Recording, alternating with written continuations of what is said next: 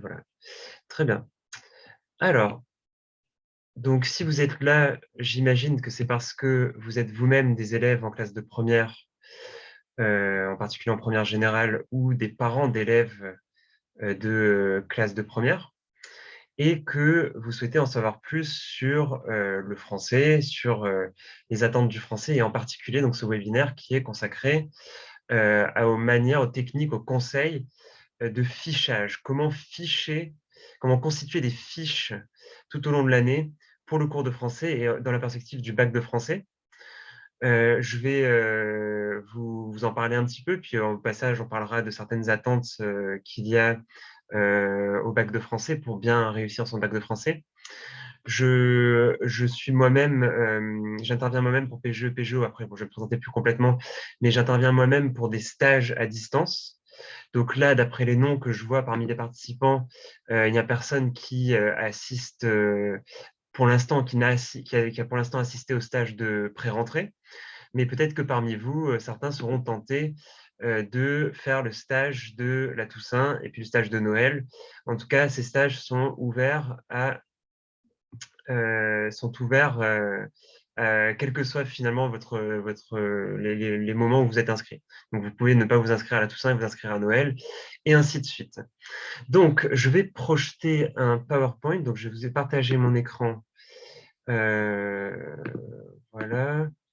Je vais partager ce PowerPoint-ci. Normalement, vous devriez tous voir donc l'écran du PowerPoint. Donc, ce webinaire, il est consacré au fichage des cours en classe de français en première. Donc, on commencera par une présentation générale des attentes du français en première, puis du principe général du fichage, pour ensuite diviser mon intervention en deux parties, avec une première partie sur l'écrit et une deuxième partie consacrée à l'oral. Alors, je vais répondre à votre question, Léna, hein. D'abord, je vais commencer par me présenter. Donc, moi, je suis Glenn Gringer, donc je suis agrégé externe de lettres modernes. Ça fait 8 ans que j'enseigne dans le secondaire, en particulier dans un lycée général public à Chantilly. J'ai à peu près tous les niveaux. Là, en particulier cette année, je me concentre beaucoup sur les terminales HLP, Humanité, Littérature et Philosophie. Donc, j'ai deux groupes. J'ai aussi évidemment une première générale et j'ai beaucoup de BTS à qui j'enseigne la culture générale. Je suis aussi beaucoup intervenu pour PGE, PGO, pour des stages intensifs de français et même de philosophie l'année dernière. Et j'ai contribué à beaucoup d'ouvrages divers pour le secondaire et les CPGE, sur des thèmes aussi variés que le grand oral, des corrigés de sujets de bac, ou encore des présentations de programmes de classe préparatoire. Donc ça, c'est pour moi. Pour ce qui est donc là, je vais répondre tout de suite à la question que nous a posée Léna. En fait, pour ce qui est du contenu et la durée, je peux vous en parler en détail. Pour ce qui est du coût, il faut que vous voyez avec le service commercial de PGE PGO. Donc tout ça, vous trouverez très facilement le contact sur le site de PGE PGO. Je ne vais pas trop m'attarder dessus, hein, mais vos interlocuteurs sont facilement joignables. Voilà, toutes leurs coordonnées sont présentes sur le site. Et pour ce qui est du contenu et de la durée, alors en général, les stages intensifs durent 15 heures. Donc 15 heures, je préfère les répartir en 5 fois 3 heures. Et en fait, le principe de ces stages, c'est que au début dans les toutes premières séances, je m'attarde longuement sur la méthode, en particulier du commentaire, mais je peux aussi le faire pour la dissertation. Je m'attarde très longuement sur le principe des exercices officiels du bac. Et ensuite, donc ça, je prends bien mon temps et puis je montre un petit peu en acte comment procéder face à un texte ou face à un sujet de dissertation. Et ensuite, c'est de l'entraînement intensif. Donc, c'est-à-dire que les élèves travaillent sur des sujets Et puis, donc, ils peuvent me poser les questions qu'ils veulent, je les suis. Et surtout, je fais un retour détaillé, individuel, sur le travail de chacun d'entre eux. Et ce retour individuel, il se fait dans des séances collectives. Puisque bon, alors j'écris beaucoup aussi, hein, je mets beaucoup d'annotations, mais j'explique aussi les annotations que j'ai mises et je donne beaucoup de conseils sur les progrès qui peuvent être faits, des améliorations. Et le principe, c'est que les conseils peuvent bénéficier à tout le monde. Alors, en général, je donne des conseils suivant un ordre qui me permettra vraiment de faire en sorte que tout le monde puisse bénéficier de tel ou tel conseil. Et j'essaie de particulariser le plus possible les exercices, donc de monter en difficulté pour ceux qui sont plus à l'aise, parfois faire un petit pas en arrière pour ceux qui éprouvent telle ou telle difficulté. En tout cas, l'objectif est pragmatique. Le but, c'est que les élèves s'exercent le plus possible, avec des contraintes et puis des bonus même, hein, par rapport à ces contraintes. Donc, il y a des exercices obligatoires et puis il y a des exercices facultatifs. Et évidemment, dans les exercices facultatifs, certains élèves font beaucoup de zèle et finissent par atteindre un excellent niveau. Donc ça, c'est pour les stages type écrit, et c'est l'essentiel des stages jusqu'à la dernière ligne droite, hein, puisque ça concerne donc à la fois le stage de pré-rentrée qui a déjà eu lieu, mais aussi les stages de la Toussaint, de Noël, des vacances de février et des vacances de Pâques. À partir des vacances de Pâques, on commence à lancer la machine de l'oral, pour quelques séances, quelques stages qui là ont d'autres durées et ont un tout autre contenu. Mais ça, c'est encore autre chose. Donc, bon, le principe étant que, de toute façon, l'oral, vous le travaillez tout au long de l'année avec vos professeurs respectifs. Vous faites des lectures analytiques, c'est un peu le ronron hebdomadaire de vos cours de français. Et le moment technique n'est pas finalement si pointu que ça. C'est-à-dire que la dimension technique de l'exposé oral est beaucoup moins délicate que pour l'écrit. Donc, il y a beaucoup moins de méthodes à connaître, il y a beaucoup plus de contenu à assimiler. Voilà, donc ça, c'était pour le contenu des différents stages pour l'oral. N'hésitez pas si vous avez d'autres questions. D'ailleurs, je tiens à préciser que quand j'aurai fini de vous parler du fichage des cours, je vous donnerai la parole, évidemment, si vous avez des questions, n'importe quelle question finalement que vous pouvez poser à un prof de français. Vous confirmez que vous voyez bien tous l'écran du PowerPoint, hein. Il s'affiche bien sous vos yeux. J'aimerais juste qu'au moins une personne confirme. Comme ça, je sais que je peux avancer sereinement. Parfait. Très bien, très bien. Alors, dernière chose avant de commencer, il y a une vidéo sur YouTube d'un webinaire que j'avais fait l'année dernière pour PGE PGO, un webinaire qui porte sur une présentation générale du français. Donc ça, je vous donnerai le lien à la fin de la conférence, mais c'est une vidéo qui est plus générale que celle que je suis en train d'enregistrer là, que celle sur laquelle je suis en train de m'exprimer, qui concerne exclusivement les fiches.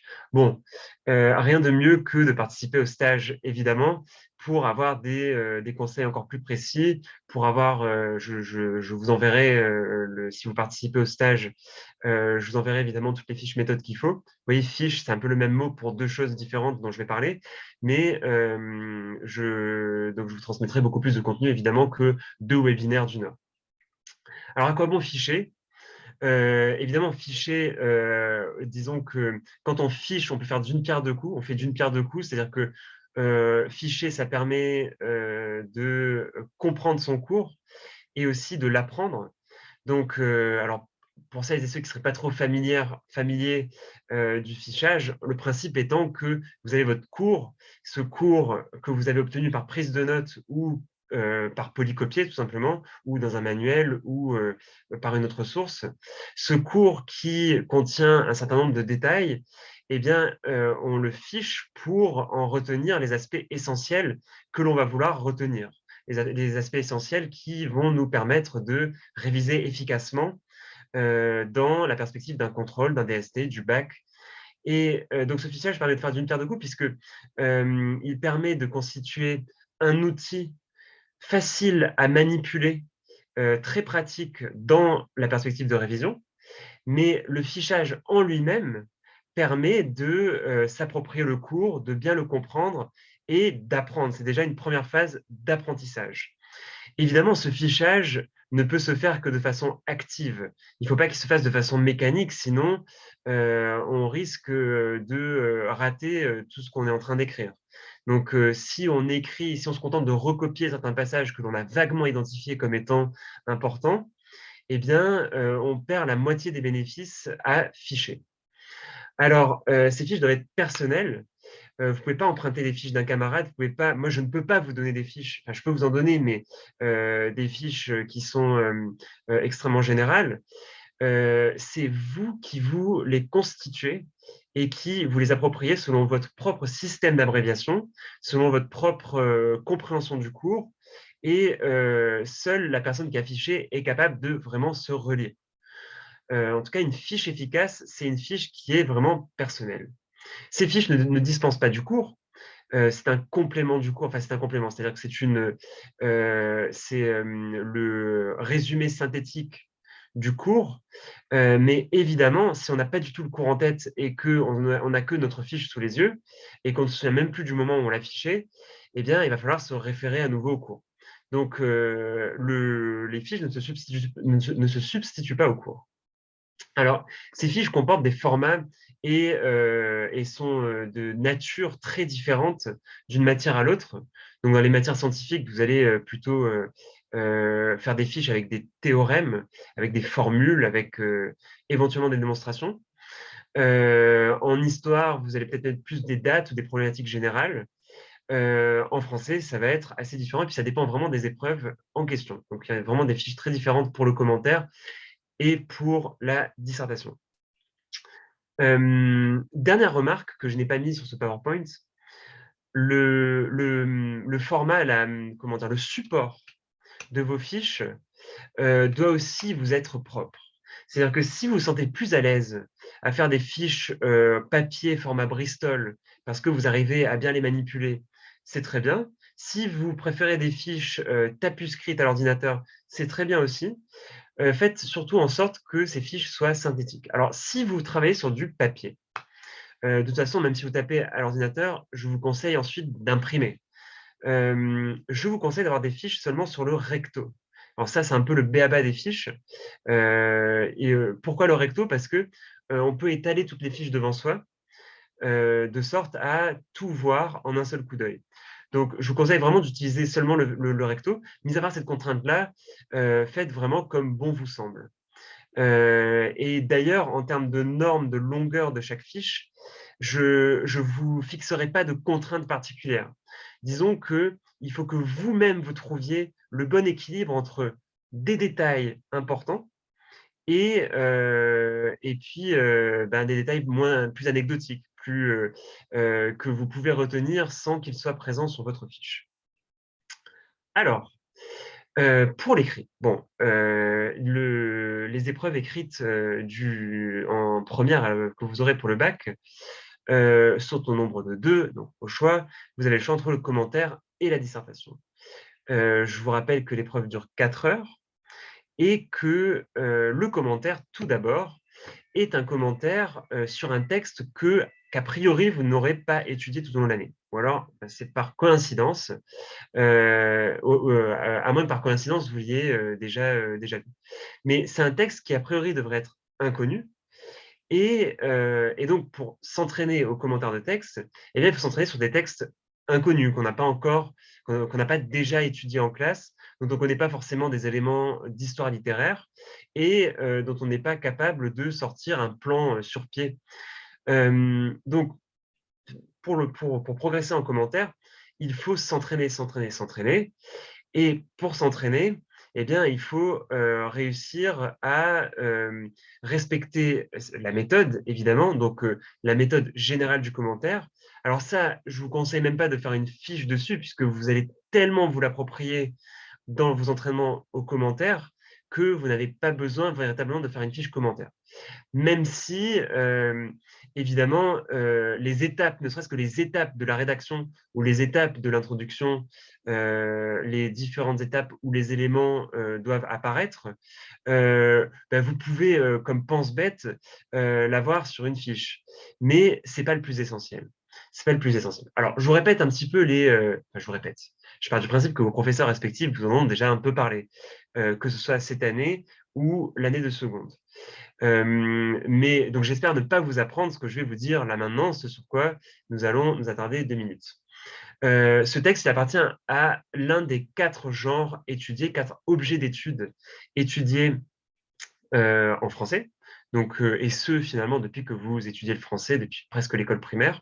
Ces 4 genres, donc le théâtre, la poésie, le roman et l'argumentation. Alors, l'argumentation étant maintenant étant affublée de l'étiquette littérature d'idées. Donc, donc ce commentaire de texte porte sur l'un de ces 4 objets d'étude. Le but étant d'expliquer ce texte, de l'analyser, de l'interpréter de façon extrêmement structurée, avec des parties, des sous-parties, avec une problématique. Et ces parties et ces sous-parties doivent être nourries de procédés, de citations brèves de l'extrait étudié et d'analyse de ces citations. Le tout étant articulé autour d'un raisonnement général qui est cette problématique. Je vais volontairement rapidement là-dessus, parce que il faut qu'on aille dans le concret des fiches, mais ne perdez jamais de vue ce principe fondamental du commentaire qui est d'expliquer le texte et d'en tirer des niveaux de lecture intéressants, du plus évident vers le plus subtil, je dirais même vers le plus audacieux, et ce commentaire doit donner l'impression d'être particulièrement fourni, vous apporter quelque chose au texte, vous apporter des éléments d'analyse au texte, vous apporter une grille de lecture au texte, vous apporter même votre propre personnalité, mais ce texte ne reste pas indemne. Ce n'est pas de la paraphrase, vous n'êtes pas dans le résumé ou dans la contraction de texte. Donc, ce commentaire de texte obéit à une méthode qui est assez précise. Cette méthode, je pense que vous l'avez déjà abordée avec vos professeurs respectifs. Si vous voulez l'aborder un petit peu plus en détail, faites-le avec moi lors des stages pour PGE, PGO. Donc, c'était un commentaire composé, évidemment, donc on ne suit pas l'ordre du texte, contrairement aux commentaires pour l'oral.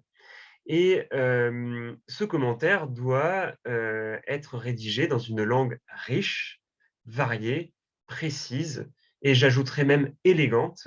Alors, élégante ne veut pas non plus dire trop soutenue, mais dans une certaine attention portée à l'absence de répétition, à l'absence de tournure familière, orale, une langue véritablement écrite. Alors, à partir de là, comment est-ce qu'on fiche dans la perspective du commentaire de texte écrit? Alors, évidemment, les fiches que vous constituerez ne se substituent pas à l'entraînement régulier. Ce n'est pas parce que vous aurez fait des belles fiches que vous serez capable de faire un bon commentaire de texte. Peu de fiches sont nécessaires pour le commentaire de texte parce que, finalement, ce sont des fiches qui seront plus longues que la moyenne. Ce seront des fiches qui se focaliseront vraiment sur les genres que vous étudiez, sur les genres sur lesquels vous tombez pour le commentaire de texte.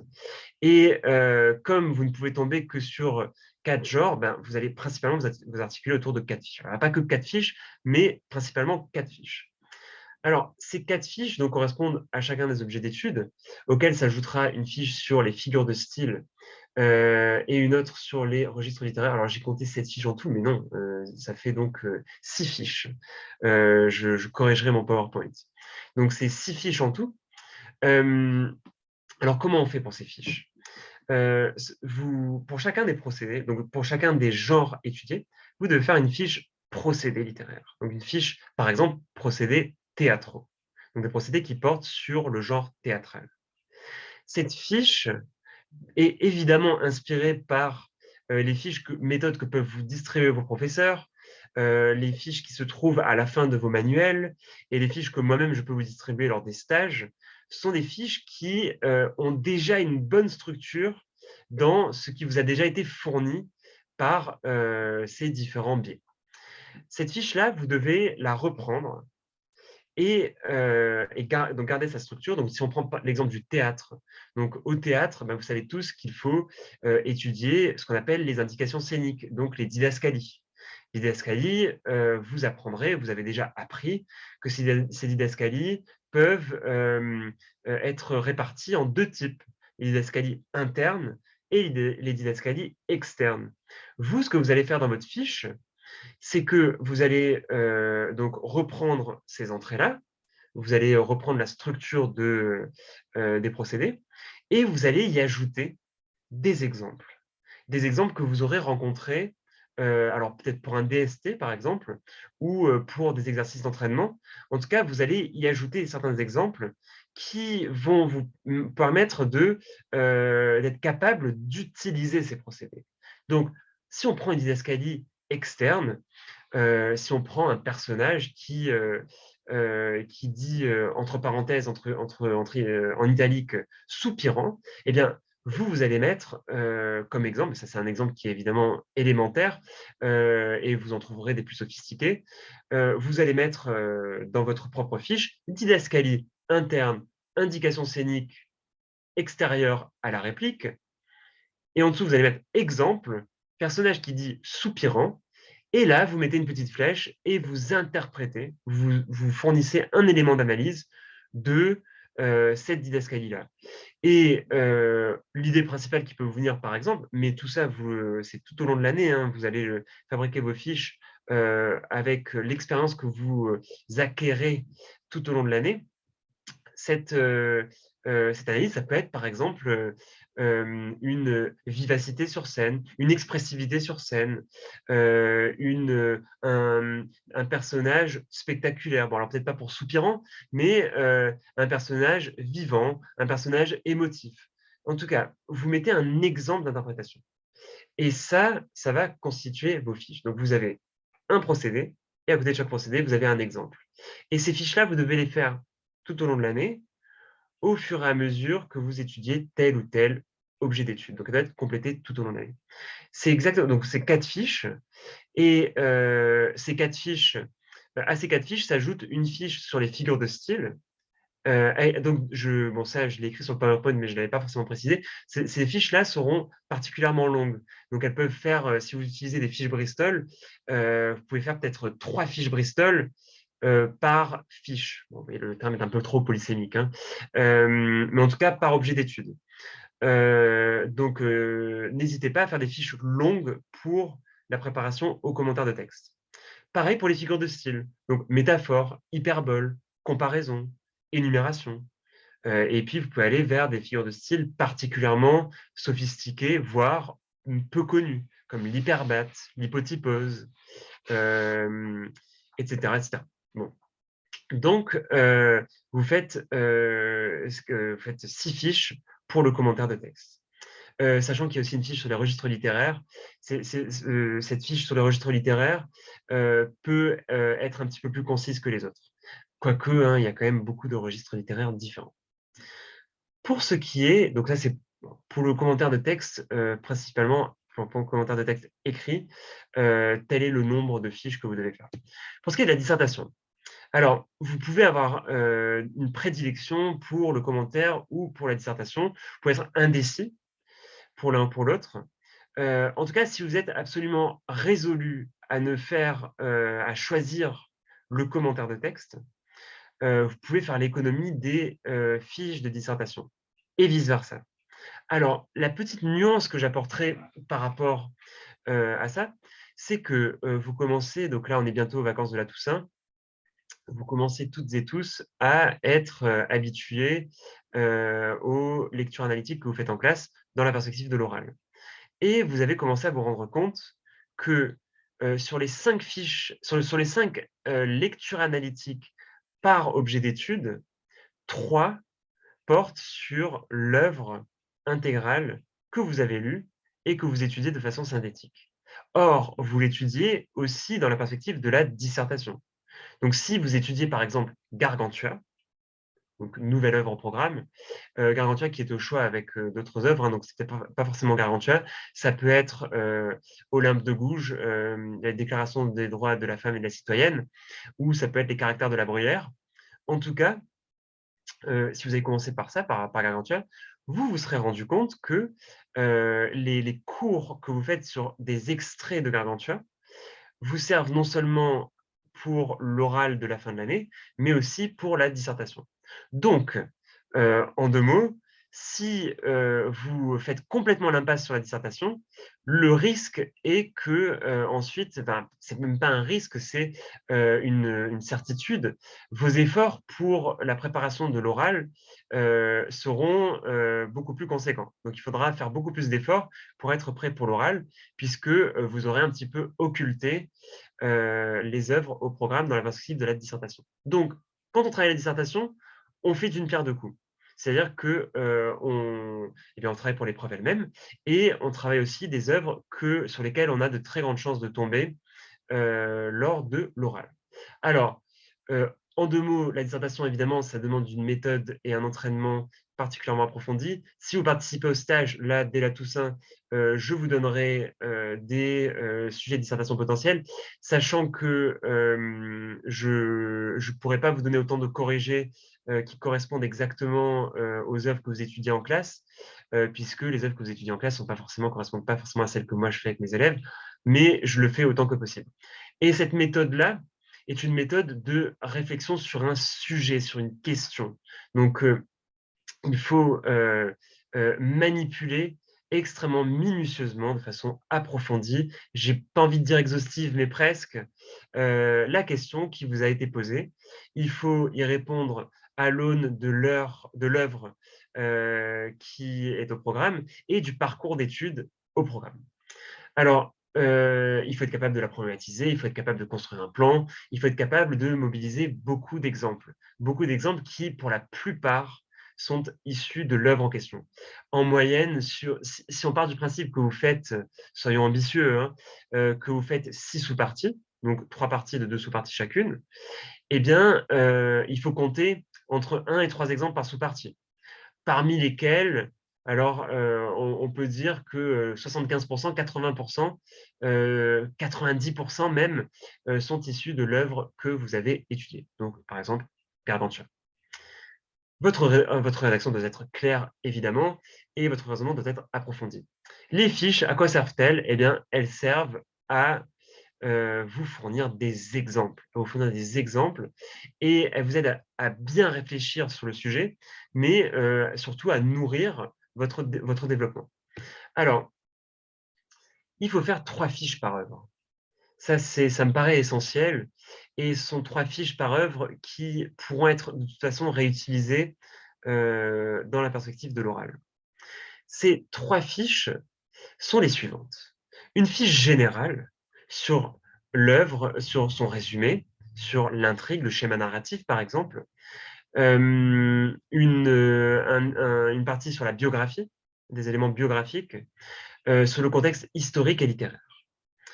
Donc c'est une fiche qui est plutôt générale, synthétique évidemment, donc ça c'est pas du tout comme les fiches du commentaire, ça doit être des fiches vraiment concises, qui vont à l'essentiel. Si jamais il y a des détails desquels vous n'arrivez plus à vous souvenir, vous vous référez au cours. Une deuxième fiche que j'appelle une fiche idée. C'est une fiche où vous faites la liste d'idées qui, à votre sens, peuvent être intéressantes à mobiliser dans le cadre d'une dissertation. Alors cette fiche idée, vous la constituez tout au long de l'année, ou du moins tout au long de l'étude de cet objet d'étude, de cette œuvre. Cette liste d'idées doit bien faire le lien avec le parcours. Le parcours, donc par exemple pour rappeler Rire et savoir. Donc pensez bien à faire ça, donc c'est une fiche d'idées. Alors ces idées, attention, vous n'allez pas les ressortir telles quelles le jour de l'écrit, le jour de la dissertation, mais vous allez les modifier quelque peu pour les faire correspondre avec le sujet de dissertation et avec la progression de votre raisonnement. Une troisième fiche, la fiche citation, où vous listez donc une dizaine de citations courtes par œuvre. Alors, je vous conseille de retenir des citations personnelles, donc des citations qui vous-même vous ont marqué et que vous êtes capable vous-même de réutiliser efficacement. Dans l'idéal, ces fiches, ces citations correspondent bien aux idées, à plusieurs idées chacune de la fiche précédente. Pour ce qui est de l'oral, alors oui, n'hésitez pas si jamais vous avez des questions sur tout ça, les questions sur les épreuves, je vous donnerai la parole à la fin, hein, donc dans le dernier quart d'heure, dernières 10 minutes. Vous pourrez me poser les questions que vous souhaiterez, on pourra déborder même un petit peu, ça ne pose aucun problème. Donc là, j'avance, hein, et si jamais vous avez des questions, notez-les dans un coin et vous me les poserez plus tard. Pour ce qui est de l'oral, alors vous savez que l'oral se décompose en plusieurs temps. On peut distinguer 3 temps différents. Ces 3 temps sont tout d'abord l'exposé. Donc c'est le moment où vous faites la lecture analytique du texte qui aura été choisi par l'examinateur. Alors oui, c'est vrai que pour l'oral, là on n'est que le 16 octobre. Il serait tout à fait logique que votre prof ne vous en ait pas vraiment parlé. Il a commencé très certainement à vous faire des lectures analytiques, mais il ne vous a peut-être pas expliqué exactement le format de l'épreuve elle-même. Donc une première partie exposée qui dure 10 minutes, lecture incluse, donc où vous commentez un texte, c'est un commentaire linéaire, donc on suit l'ordre du texte. Deuxième partie qui dure 2 minutes, c'est une réponse à une question de grammaire. Réponse à une question de grammaire qui peut être étudier la négation dans telle phrase ou étudier la valeur des temps dans telle phrase ou étudier l'interrogation dans telle phrase, etc. etc. Ça, c'est une question de grammaire donc, qui dure 2 minutes et qui compte sur 2 points. Pour ce qui est de la dernière partie, c'est un entretien sur une œuvre que vous aurez choisie. Donc, c'est une œuvre que vous avez choisie et que, alors là, ce sont des nouvelles vraiment très récentes, vous aurez le droit d'avoir l'œuvre entre les mains au moment où vous en parlerez. Alors évidemment, il ne sera pas question de lire l'œuvre devant l'examinateur, ou du moins d'essayer de piocher des informations pour essayer de combler un manque de révision. Non. Le fait que vous l'ayez entre les mains vous permettra d'attirer l'attention de votre examinateur sur tel ou tel passage et éventuellement de lui faire lire en même temps que vous. Donc, 3 parties, exposé, grammaire, entretien, et donc 3 types de fiches différentes. L'entretien dure 8 minutes. Il dure 8 minutes. Et il est noté sur 8 points. L'exposé dure 10 minutes, noté sur 10 points. Voilà, en tout, ça fait 20. Alors, donc la première catégorie de fiches pour l'exposé. Alors, cet exposé, donc c'est une prise de parole continue, donc l'examinateur ne vous interrompt pas. Vous devez faire une introduction, un développement, une conclusion. Vous devez incorporer de nombreux procédés et vous devez découper le texte en plusieurs mouvements. Donc ça, normalement, votre professeur vous a déjà un petit peu familiarisé avec cet exercice, ne serait-ce que lui-même quand il vous fait cours. Alors évidemment, votre prof ne fait pas des lectures linéaires en 8 minutes, enfin en 10 minutes, mais il vous donne, mais donc déjà par souci pédagogique, on est obligé de prendre au moins 6 fois le temps. Et en fait, on met au moins 1 heure pour faire une vraie lecture analytique. Et cette heure passée à faire une lecture analytique, eh bien, on donne beaucoup plus d'éléments que ce qu'on peut être capable de dire en 10 minutes, pour des raisons que je vais expliquer juste après. Donc, la méthode n'est pas très compliquée pour l'oral. Il suffit d'apprendre par cœur et ensuite de s'être bien exercé, de ne pas se laisser déconcerter si jamais l'examinateur découpe le passage, parce qu'il peut vous couper le passage. Je reviendrai dessus juste dans deux secondes. Mais c'est surtout du par cœur. Vous avez 20 textes pour l'oral.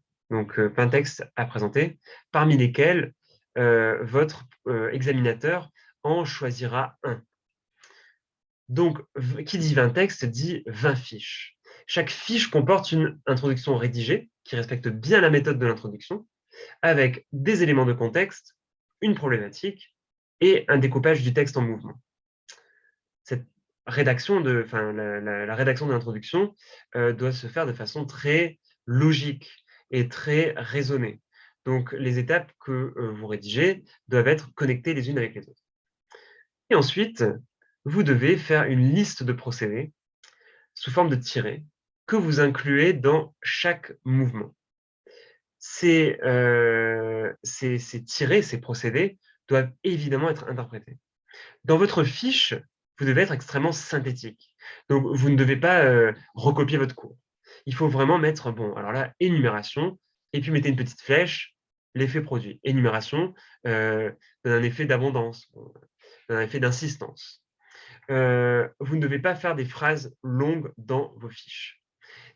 En revanche, si l'extrait est particulièrement long, je sais, j'ai des collègues qui font, par exemple, qui étudient les animaux malades de la peste de La Fontaine en entier. C'est une fable qui est très longue et votre examinateur, bon, il y a beaucoup de fables qui sont longues, mais votre examinateur la coupera forcément. Donc, la fiche que vous aurez constituée comportera évidemment beaucoup plus d'éléments que ce que vous êtes capable de dire en 10 minutes. Mais c'est pas grave parce que si vous la révisez bien, vous aurez assez d'éléments. Ça vous permettra, le fait d'avoir fait une fiche assez longue, ça vous permettra de réviser efficacement et de parer à toute éventualité.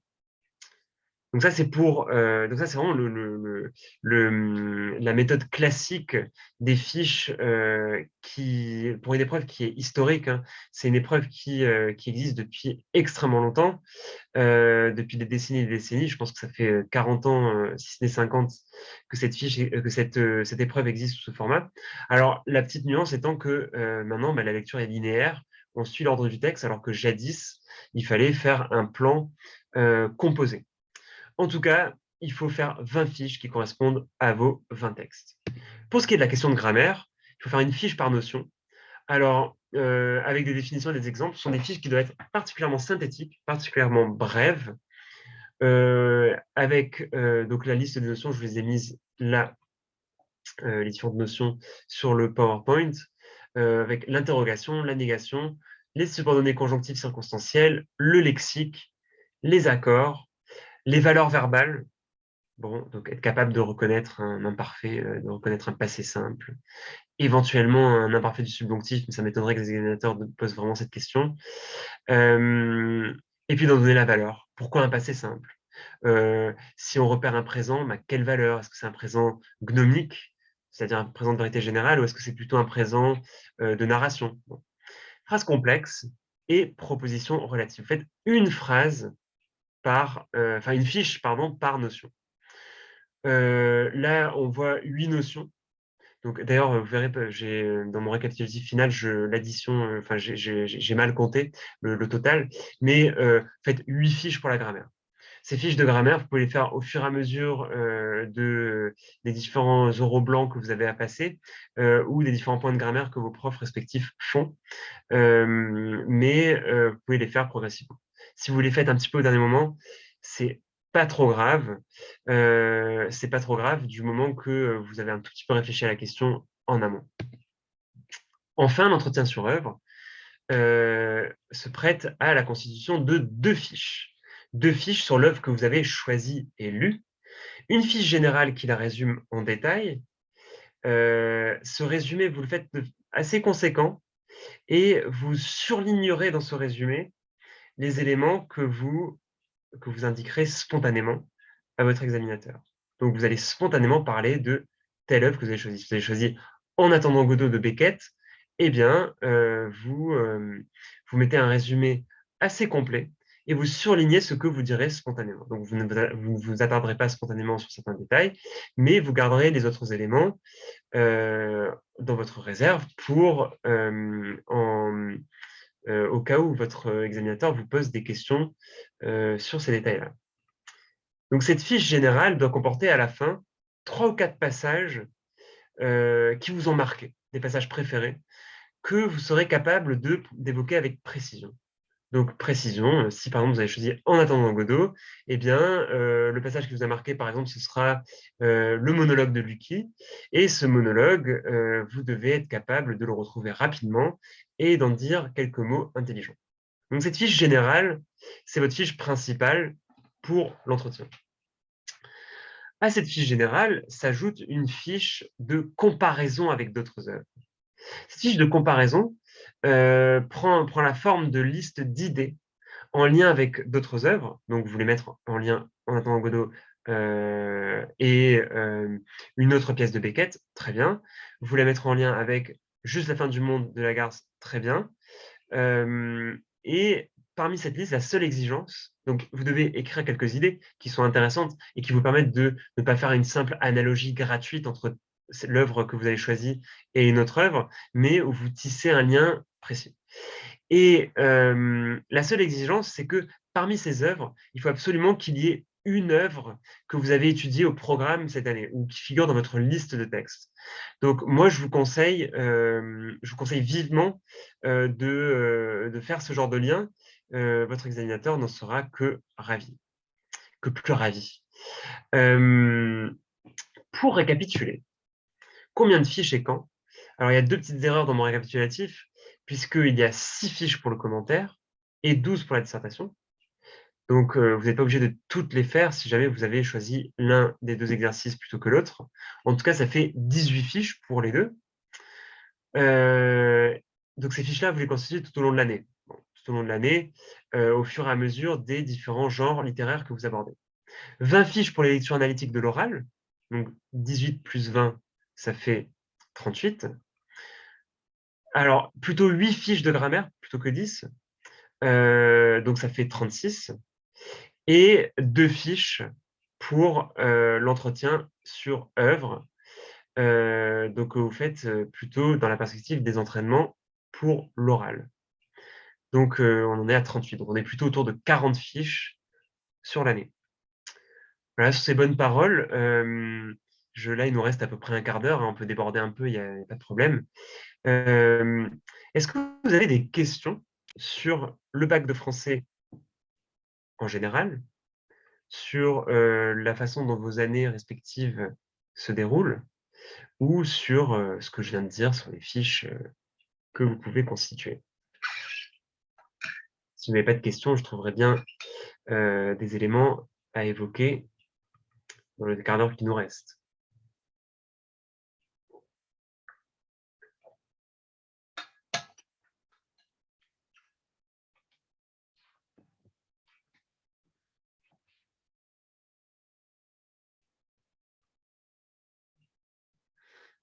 Alors, donc la question de Léna. Combien de temps de questions y a-t-il après la présentation de l'œuvre choisie? Il y a des directives tacites qui ont été diffusées chez les examinateurs, parmi lesquels... Ah oui, je voulais te préciser que chaque année, je suis examinateur, je fais partie des jurys d'examen au baccalauréat. Et donc, et là, bon, vous savez que cette épreuve de l'oral est neuve, enfin, est neuve. Le fait que ce soit une lecture linéaire et le fait qu'il y ait un entretien sur œuvre, c'est neuf. Alors, on nous a dit qu'il fallait laisser le candidat présenter l'œuvre pendant 2 à 3 minutes. Donc, pendant 2 à 3 minutes, le candidat prend l'initiative de présenter son œuvre choisie.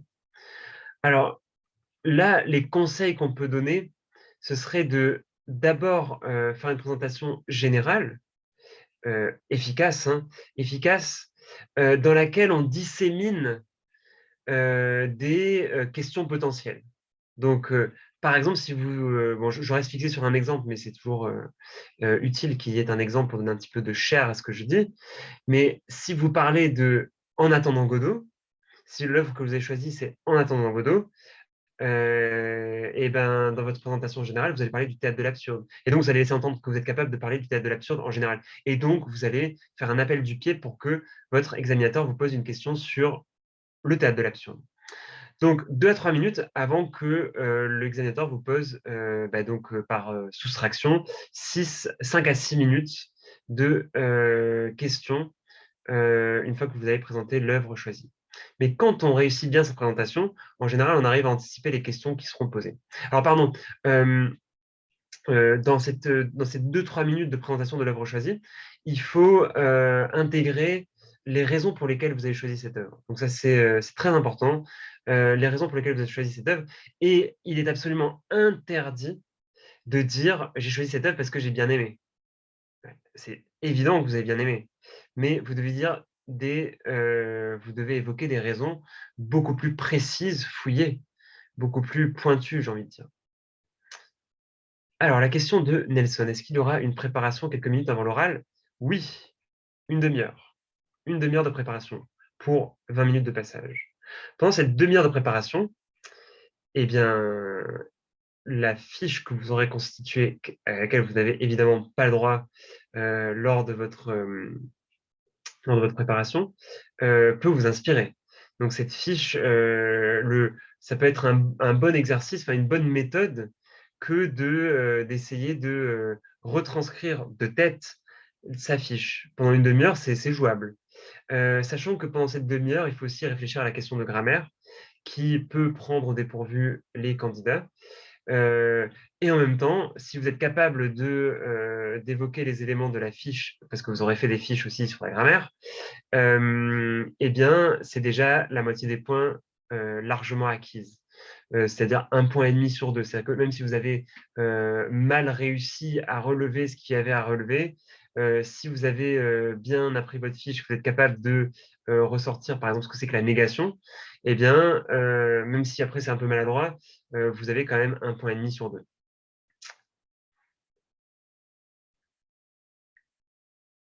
Oui, alors, donc, Léna demande s'il faut apprendre par cœur en amont l'introduction et la conclusion et les mouvements. Qu'est-ce que j'en pense?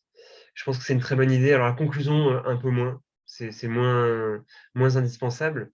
Mais, euh, mais l'introduction, c'est une très bonne idée.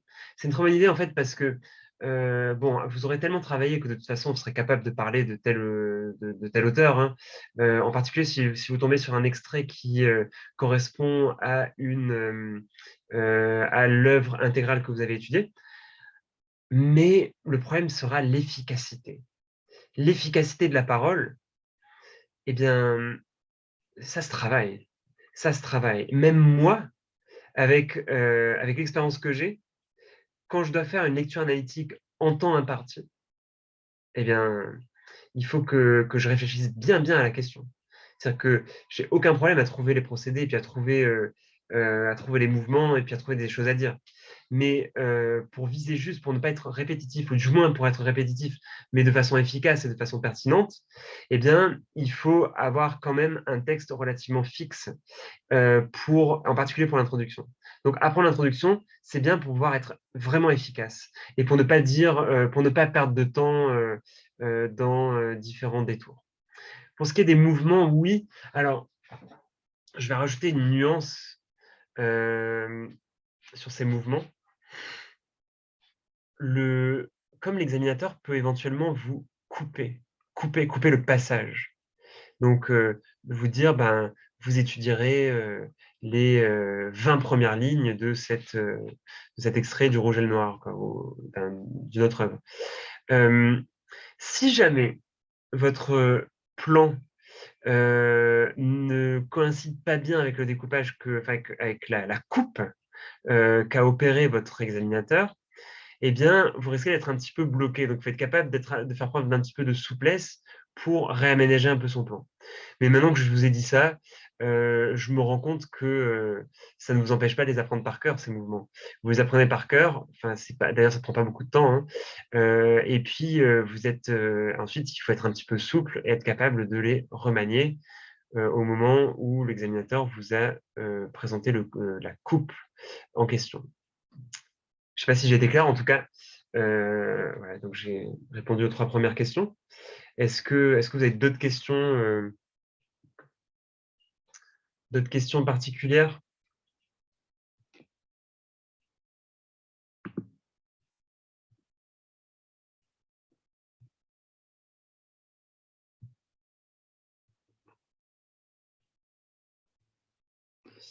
Alors, c'est pas encore. Donc, ça, donc sur la question du webinaire pour le cantorat. Ça n'a pas encore été décidé. Moi, j'ai fait passer des entretiens, j'ai fait passer des grands oraux pour PGE, PGO. Est-ce que j'ai pas fait de webinaire à proprement parler pour ça? Je ne sais pas encore. Je ne sais pas encore. Donc ça, c'est à voir. Mais en tout cas, ce qui est sûr, c'est que à la fin de l'année, je ferai pour PGE, PGO, je ferai passer des entretiens, enfin des grands oraux, et puis je vous donnerai à ceux qui s'inscrivent, je donnerai des conseils sur comment progresser. Un stage, c'est pas encore prévu. Peut-être que ce sera prévu. En tout cas, bon, PGE, PGE est évidemment sur le coup, comme son nom l'indique, hein, préparation au grand oral. Mais c'est pas sûr que ce soit moi qui le fasse,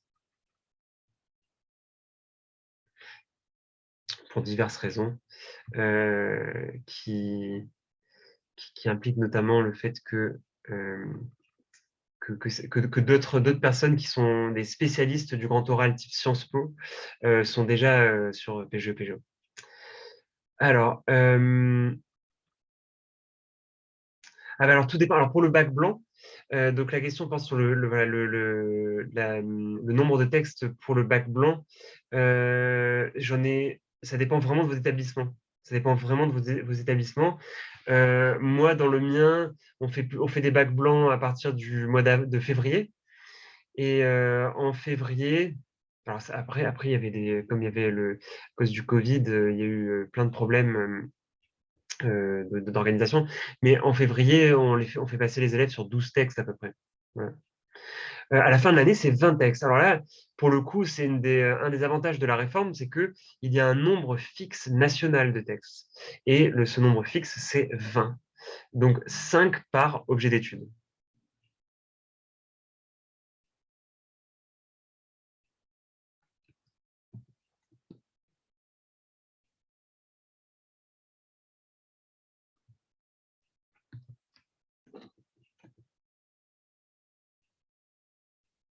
N'hésitez pas si vous avez d'autres questions.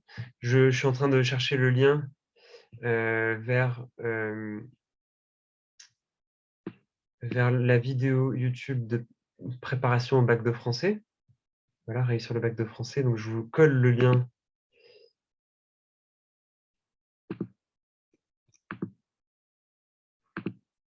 Je vous colle le lien dans la conversation.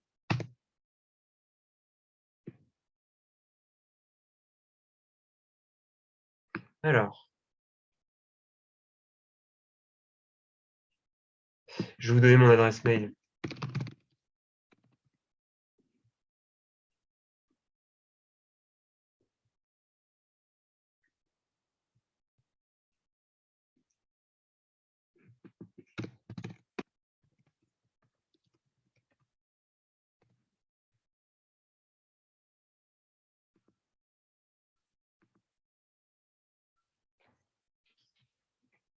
Voilà, donc là, vous la trouverez sur le chat.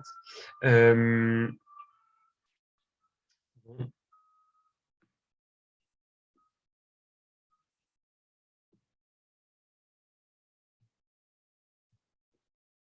Alors, est-ce que... Voilà, apparemment, donc il n'y a pas d'autres questions?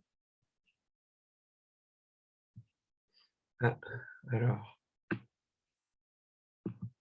oui, je vois où est le problème. Bon, je vais... Hop là, voilà. Alors, je refais.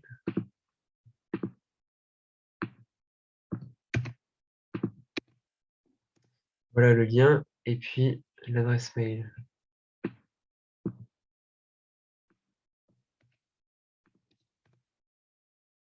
Voici.